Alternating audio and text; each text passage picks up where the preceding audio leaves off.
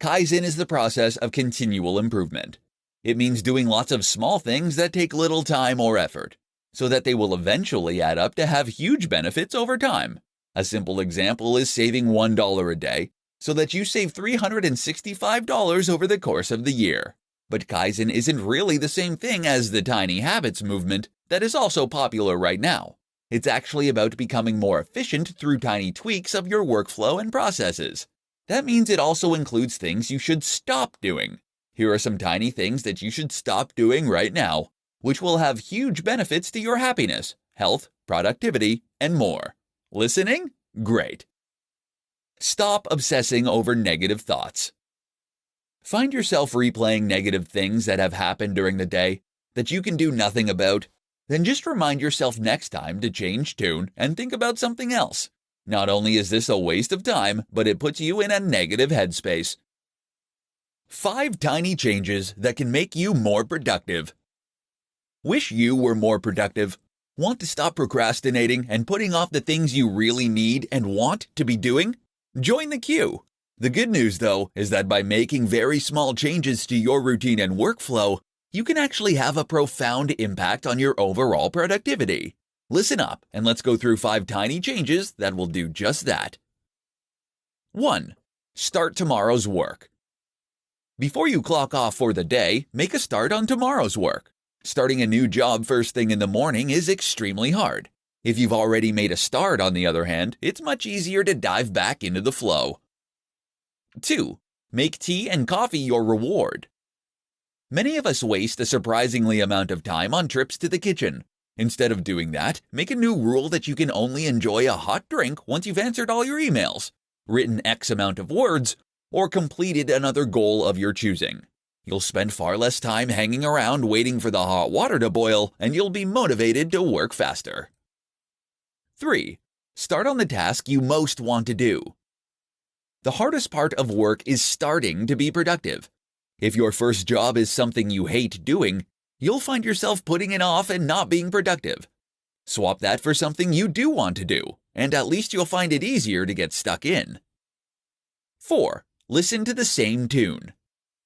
Find a piece of music you know extremely well, such as an album, and then play it on repeat while listening to noise-canceling headphones. This is a trick used by Matt Mullenweg of WordPress fame. You'll find that your brain tunes out the music because it knows it so well, effectively creating a form of sensory deprivation. 5. Just start. If it's a blank page that greets you at work and you need to type, code, or enter data, then you might suffer from some form of writer's block. The key to getting over this is to just start writing. You can also go back and perfect it later. But the most important thing is to start doing something. Making these tiny changes to your routine and workflow will collectively make you much more productive. That's what they call Kaizen in Japan. How to create new habits in 3 easy steps. Forming new habits can change your life. After all, we are simply summations of the things we do repeatedly. Forming those habits is the hard part, however, which is why it's useful to know some simple steps you can take to ensure that you keep doing the things you want to do. Reminders and notes. There are many different apps and devices that can greatly help you with note-taking and organization. Great examples include Todoist and Google Assistant. Here you can write down notes and reminders that will help you to do everything from taking pills to taking the trash out. This might sound like a small thing, but in fact it can completely change your life for the better as you become more organized and more on top of your daily tasks. By ensuring you get reminded, you can avoid forgetting to follow through with your habit. This makes a huge difference, particularly at the start, when you're still trying to ensure that new behavior becomes ingrained. If you don't want to rely on technology or written notes, then try using physical prompts. To remind yourself to floss, for example, you could leave the floss in the sink. That way you'll see it whenever you go to wash your hands. Tiny habits. Another thing to consider is that a small habit is far easier to stick to than a large habit. That is why the concept of the tiny habit is so popular. This means, for example, that you will aim to only floss 1 tooth. That might sound ridiculous, but the idea is that the simple act of flossing becomes normal this way, such that you can gradually increase the amount. From a neuroscience point of view, it actually makes a lot of sense. Other examples might include washing just 2 plates or doing 20 press-ups. 66 days. Now you're being reminded to engage in what is ostensibly a very short and easy task on a daily basis. Over time, this behavior should become more and more automatic. How long do you need to keep it up? The old myth is that it takes 30 days to form a new habit. But in fact, more recent research suggests that it is closer to 66 days for most people. Either way, if you can keep up this new habit for a set amount of time, it will give you something to aim for. And 66 days is as good a target as any. How to break a bad habit in 3 easy steps. Building a better you is not just about introducing new positive habits. Just as important is to remove the bad habits that are wasting your time, damaging your health, or losing you money. The only problem is that habits are hard to break. That's why they're habits. The good news is that there are ways you can break bad habits if you know how. In this presentation, we'll look at 3 simple steps that can help you bust those bad habits for good. 1. Change your environment. One of the most important things to do if you want to break a bad habit is to change your environment. That means you should remove yourself from your usual location. The reason is that your environment will be filled with reminders and triggers that will make you more likely to engage in the negative behavior. That is why many people trying to recover from addiction will go into rehab. There, nothing will remind them of their old life and behavior. Of course, you can come back again when you're done. Trying to quit smoking? Wait until you're going on holiday and you will have the best luck. 2. Find new habits. One of the very most important things to do if you want to break a bad habit is to replace it with something new. Otherwise, you will still be continuously reaching for that cigarette or looking for that cake. You need a new way to get your dopamine hit. Of course, it's entirely up to you what your new habit should be, but make sure it gives you a similar feeling and that it's something you really want to do, such that the urge is able to win over the habit with a little help from you.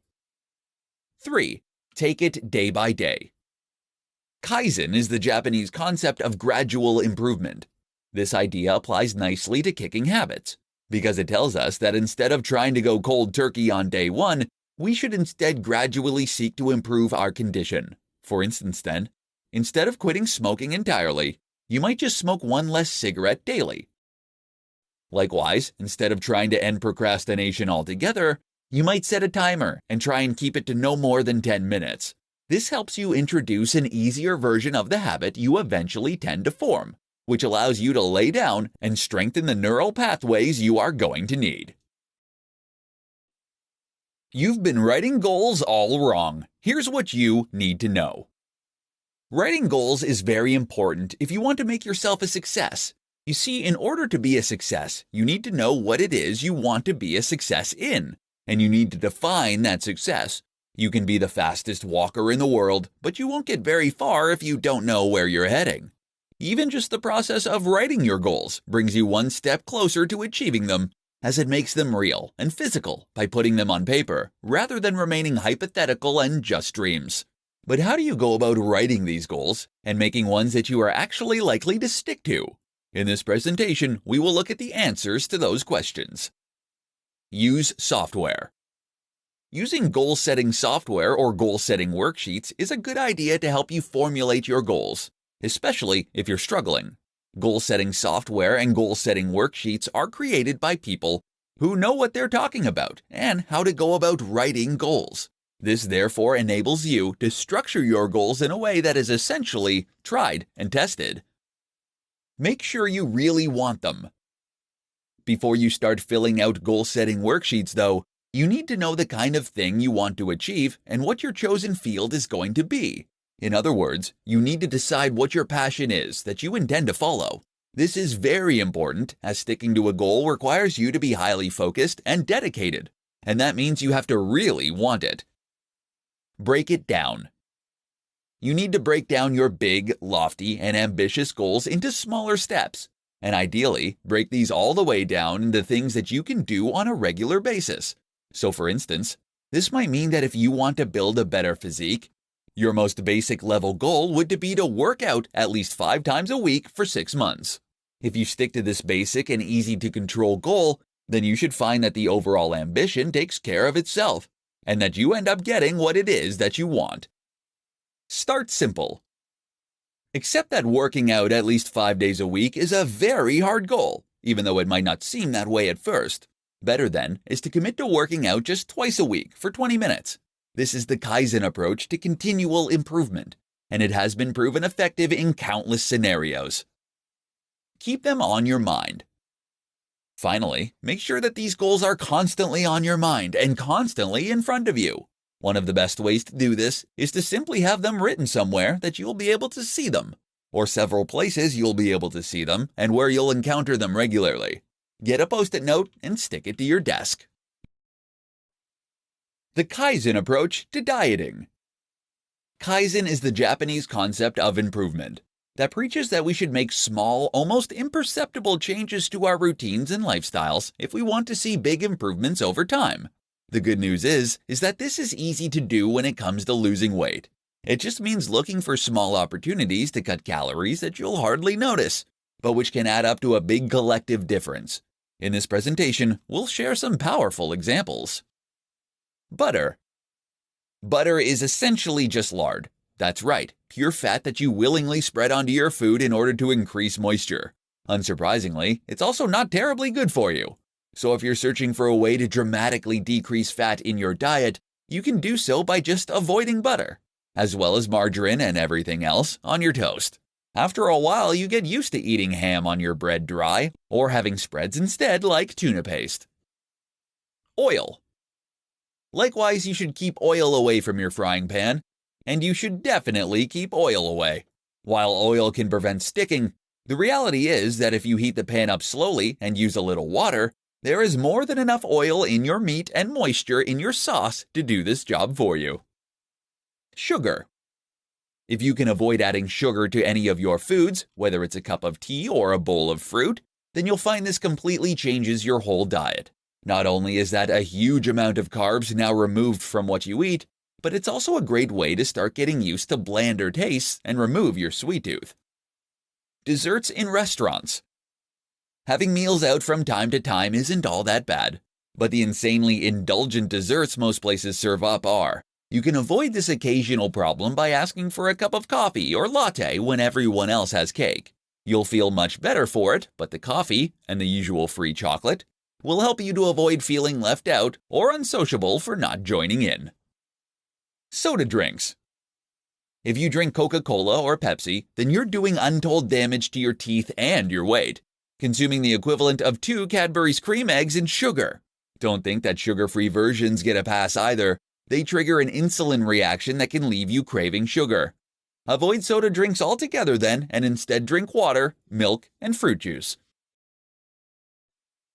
Small things you should stop doing right now. Kaizen is the process of continual improvement. It means doing lots of small things that take little time or effort, so that they will eventually add up to have huge benefits over time. A simple example is saving $1 a day, so that you save $365 over the course of the year.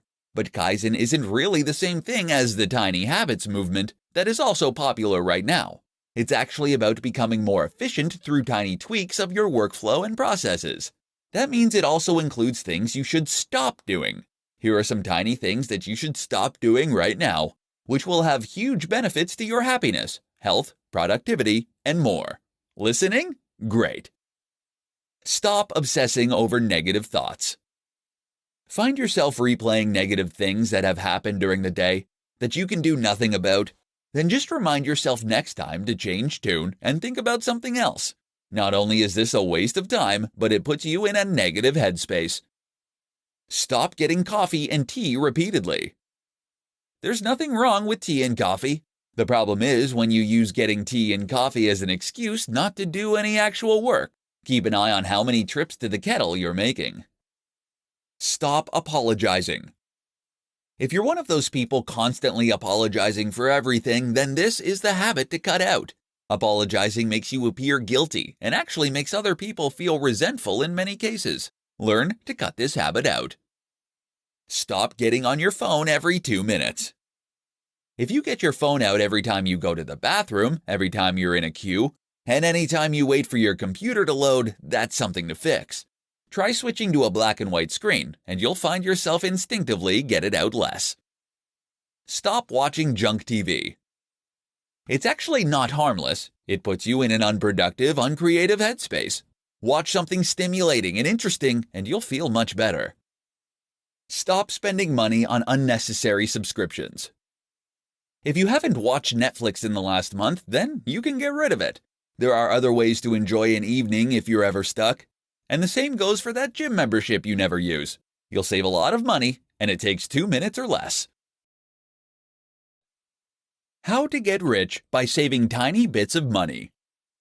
Kaizen is an approach to business and self-improvement that involves making small changes over a long period of time that will ultimately add up to having a large impact.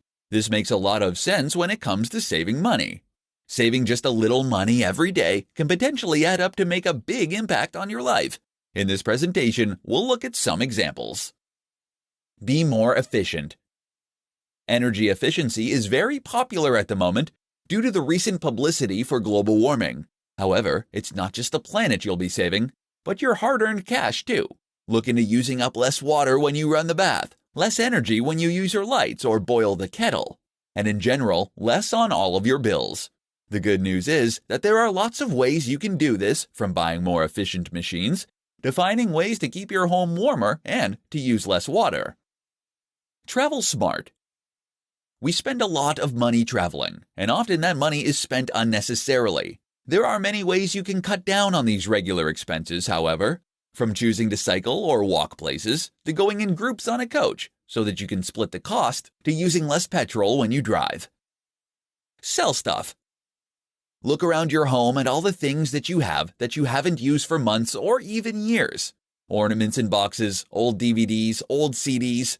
And the chances are that most of this stuff you won't use again for months or years either. So sell some. Okay, it's not really saving money, it's making it. But if you think of this as making back some of your daily expenses, then it's really a good way to improve your ratio and keep your bank balance happy. Save your change. People waste so much change, it's unreal. And if you kept all of it in a little pot of some sort, then at the end of the month or whenever, you'd probably be very surprised to see just how much you'd held on to. Use coupons. Coupons are a fantastic way to get the same things, but for less money. And there are all kinds of things you can get coupons for if you go to the right site. Then, of course, there are other cheaper alternatives to buying normally, such as getting things on offer, buying used, etc. Make a budget. Having a budget works wonders for your overall finances because it ensures you're able to stick to a specific amount of cash each day, which will help you to then know precisely how much cash you'll have at the end of each month. Surprisingly, just having a budget will help you to save money, and especially if you keep track of your spending too. The key then is to automatically transfer all these little savings into a savings account every month, and keep assessing your budget and looking at more areas where you can save a little more without impacting on your quality of life. How to apply Kaizen in your relationships. If you have any interest in productivity, project management, or self-improvement, then chances are you will have heard of Kaizen. Kaizen is the Japanese concept of gradual improvement. It means taking lots of very small steps toward a goal that will have a cumulative snowball effect over time. Eventually, those tiny differences add up to something extremely meaningful. But while Kaizen is popular in the business and self-development world, it also has applications outside of those areas. For example, you might just be able to use Kaizen in your relationships to become happier and more satisfied than ever before. Kaizen for couples. Relationships are hard. As much as Hollywood might try to tell us otherwise, relationships do not work out immediately. Rather, we need to work at them and constantly improve them with time. Likewise, we need to stick with them when things are not going perfectly and fight through those bad patches. This is not a mark of a bad relationship. In fact, it is a very healthy relationship that is able to acknowledge its shortcomings and work on them. That's where Kaizen comes in. Take an honest appraisal of your relationship with your partner in a judgment-free way. Ask what is going well and what could be better. Perhaps you don't get enough time together. Maybe you feel you aren't having enough sex. Or maybe you feel that one of you does more chores than the other. Maybe you aren't doing enough new, interesting things together.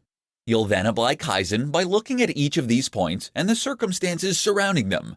You'll ask, how can you act to make that thing better? What small change can you make to your routine that will inject some more novelty or give you a bit more time together? For example, you might make the rule that one night a week you don't watch any television. Or perhaps you agree that you will cook together instead of taking it in turns. If the romance has gone, then you might both make a pact to spend a little longer looking your best for each other in the morning. These are very small changes, but over time, they can add up to make an immense difference. And the rewards you can reap here are gigantic. There's benefits to applying a little Kaizen to any area of your life. Do this for just 1 minute a day and your life will change. 1 minute can change your life. Don't believe me? Then you probably haven't heard of Kaizen. This is the very trendy concept of applying minute changes to a workflow or even your life in order to enact a massive, cumulative change. Normally, that means looking at parts of your routine that you can improve, ways to save tiny bits of cash, or ways you can save a little time at work. The result here being that after several months of this, you end up much richer with much more time. But 1 minute? Can even the cumulative effects of 1 minute of effort really do anything for you? In this presentation, you'll see that it can. Here are 4 1-minute habits that can totally transform your life. 1. Make your bed. This small thing starts your day on a positive and productive note and gives you a clean room to come home to. It's ideal for training yourself to adapt good habits. 2. Talk to a stranger. Who knows what you could learn from a random person in 1 minute if you strike up a conversation? Moreover, practicing talking to strangers will make you more social, charismatic, and persuasive. And that's a game changer. 3. Run. Yes, running for 1 minute actually has been shown to have major health benefits. You're not going to lose a ton of weight, but it will strengthen your bones through minor impacts, which in turn can prevent age-related decline. 4. Write down 3 things you're grateful for. Many of us have so much to appreciate in life, from our physical possessions to our loved ones to our health. Yet we spend so long just longing for the things we don't have. So write down 3 things you're grateful for every day. This will redirect your attention to those things, such that you feel happier and more content all day long. 5. Breath training. Get yourself a breathing trainer and breathe into it for 1 minute a day. This will strengthen the intercostal muscles that you use to control your lungs and will essentially make you more efficient at breathing. The result? You'll have stronger lungs for cardio, more oxygen will reach your brain, and you'll sleep better. Those are huge benefits for just 1 minute of barely noticeable exercise. So then, it turns out that 1 minute really can change your life. Imagine what you could do with 5. 5 tiny changes that will make you happier. Is happiness something you are either blessed with or not? Or is it something you can work toward like abs? The good news is that in most cases, happiness falls into the latter category. By changing the world around you and your reactions to it, you can become much more content and happy on a daily basis. The key is to start with small changes that are easy to implement. This is what we call Kaizen. 1. Write down 3 things. Start and end your day by writing down 3 things that you are grateful for. This helps to cultivate a gratitude attitude and helps draw our attention to what is good in our life rather than what we are dissatisfied with. 2. Find 1 way to treat yourself. Even for 10 minutes, find a way to treat yourself. That might mean reading a bit of your book, or it might mean eating something you're excited for. Ideally, pick something that won't cost you anything. Instead of buying a book then, you might find one you already have but haven't read. This has the added bonus of reminding us we already have a lot of things we want and need. 3. Compliment a friend or relative. We often feel better when we do things for other people, and this can be profoundly impactful to our mood for hours to come. While you probably don't have the time or budget to dedicate your life to charity, what you can do is to send a friend a message letting them know you're thinking of them, or to drop a compliment into a conversation with someone. Watch their reaction. It's highly rewarding. 4. Place a picture of your family by the bed and put the TV on in the morning. Reportedly, humans evolved living in small tribes, and that is the setup that makes us psychologically happiest. Most of us are very isolated today, which actually leads to feelings of loneliness and sadness. 5. Smile. Smiling more is something that can make you happier through a psychological process called facial feedback. In short, our mood changes to match our expression. Smile more, and you'll also make those around you happier. This in turn means they'll react to you better, which means you'll have more positive interactions. Next time you're at a cashier, try giving a big warm smile to the attendant. It's small and free, but it makes a big difference for them and you.